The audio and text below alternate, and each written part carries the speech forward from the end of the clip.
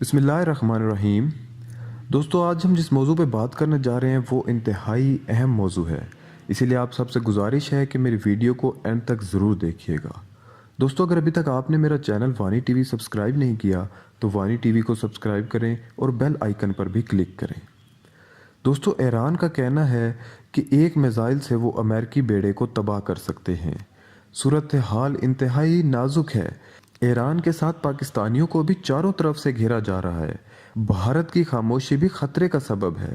دوستو، ایسے حالات میں سب کچھ اللہ پر چھوڑ کر ٹھنڈی لسی پی کر سونے والے پاکستانی بیدار ہو جائیں۔ دعاؤں اور چلوں والے بھی مسلح چھوڑ دیں، کیونکہ آپ نے مریض کو اس حد تک پہنچا دیا ہے کہ جس کے بعد دعاؤں کی نہیں بلکہ دوا کی ضرورت ہے۔ جو لوگ ایسا سمجھتے ہیں کہ بحر عرب میں امریکہ نے لاکھوں ڈالر خرچ کر کے بیڑے صرف مچھلیاں پکڑنے کے لیے رکھے ہیں، وہ یا تو بھولے پہلوان کے شاگرد ہیں یا پھر وہ لکے کبوتر کے بیپاری ہیں۔ دوستو، آپ کو بتاتے جائیں کہ نیو ورلڈ آرڈر کے تحت اس خطے میں اب صرف ایران اور پاکستان ہی بچے ہیں جن کی صحیح سے ناک رگڑوانی باقی ہے۔ اگلا یہ بھی نہیں دیکھے گا کہ پختون کون ہے، پنجابی کون ہے اور سندھی کون ہے اور بلوچی کون ہے، اردو سپیکنگ کون ہے، شیعہ کون ہے، سنی کون ہے۔ یہ سب ہم نے بنائے ہیں۔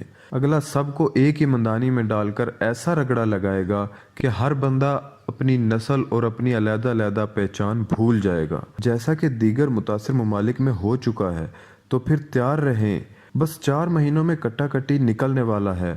پاکستانی کرنسی ڈی ویلیو کر کے مصنوعی مہنگائی کا شور مچانے کے لیے اپوزیشن کو ٹاسک دے دیا گیا ہے کہ ہم خود نکلیں گے اپنے ہی گھروں کو جلانے کے لیے اور بنیں گے سامراجی قوتوں کی سازشوں کا شکار، اور نہ رہے گا بانس نہ بجے گی بانسری، اور اگر اس کا مقابلہ کرنا ہی ہے تو چند تویجات پر عمل کرنا پڑے گا۔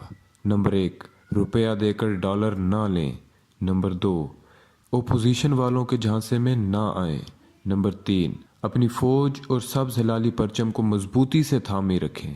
نمبر 4، صوبوں کے اختلافات اور فرقہ واریت کو کچھ عرصے کے لیے معطل کر دیں۔